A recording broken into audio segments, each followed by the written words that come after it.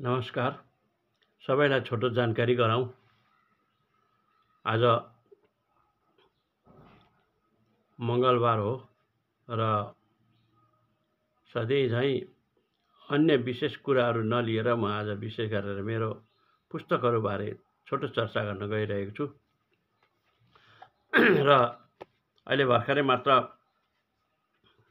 भनौँ मेरो केही समयदेखि लेखिएको यो एउटा उपन्यास मूल घर, जो तपाईँहरू यहाँ देख्दै हुनुहुन्छ, यो मूल घरको कथा किताबभित्र तपाईँले पाउनुहुनेछ र भर्खरै मात्र यो किताब प्रेसबाट आइसकेको जानकारी गराउँदछु।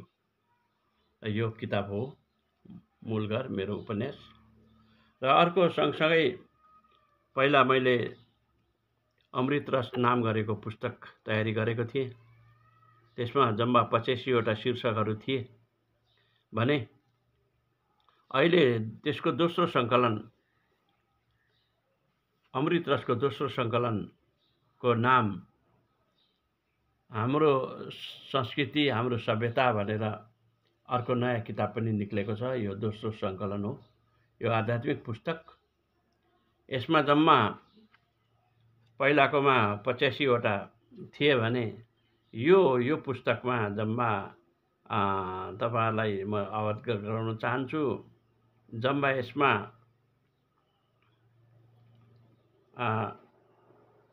55वटा शीर्षक लेखहरू छन्। यो पुस्तक हो र अहिले 2टा पुस्तकहरू मैले निकालेको छु। यसको विधिवत विमोचन भइसकेको छैन। सायद यसलाई यो जुन चाहिँ मूल घर छ, यो मूल घरभित्रको कथा वस्तु मैले यसकारण यो मूल घर भनेर भारतवर्षको नक्सा देखाएको छु, ताकि यो उपन्यासभित्र परेका जति पनि पात्रहरू छन्, अन्तमा गएर आफ्नो देश फर्केर आएको कथा उपन्यासमा मैले जनाउन कोसिस गरेको छु। त्यसले गर्दा हामी संसारमा जहीँ पनि गएर बसौँ, तर हाम्रो मूल घर चाहिँ हाम्रो देश भारतवर्ष नै हो। ऋषिमुनिहरूको देश भारतवर्ष चाहिँ हाम्रो मूल घर हो भन्न खोजिएको यसको उद्देश्य हो।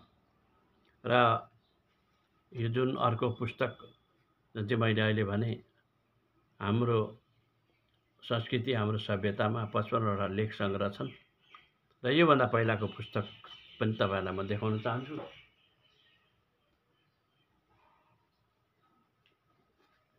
पहिला 85वटा शीर्षक भएको आध्यात्मिक लेख सङ्ग्रह यो अमृत रस यहाँहरूको सामु पहिला नै आइपुगेको छ। र यसको सँगसँगै यो दोस्रो सङ्कलन, यी 2वटा सङ्कलनहरू चाहिँ मेरो आध्यात्मिक लेखहरूमा पर्दछन्। यी 2टा किताबहरू छन् यहाँ। र यिनीहरूसँग जम्मा 6-7वटा पुस्तकसम्म तयारी गर्न सकेको छु। यो तपाईँहरूको आशीर्वाद हो। तपाईँहरूको हौसला, तपाईँहरूको आशीर्वाद, तपाईँहरूको मनोबलको कारण पाठकहरूले रुचाएर अमृत रसलाई राम्रो पुस्तक निकालेको रहेछ, धार्मिक पुस्तक। त्यसमा टोटल 85वटा जो शीर्षक छन्, यी सबै आध्यात्मिक कुराहरूले लेखिएका त्यसमा शीर्षकहरू भएकोले गर्दा धेरैजनाले यसलाई मन पराउनु भयो र दोस्रो सङ्कलन पनि निकाल्ने कोसिस मैले गरेँ। यो सफल हुनुको उद्देश्य पछाडि तपाईँहरूको हात छ, पाठकवर्गको हात छ। तपाईँहरूको हौसला, प्रेरणा पाएर यी 3वटा किताब यहाँ अहिले छन् र अन्य 4वटा किताबहरूको पहिल्यै विमोचन भइसकेको छ।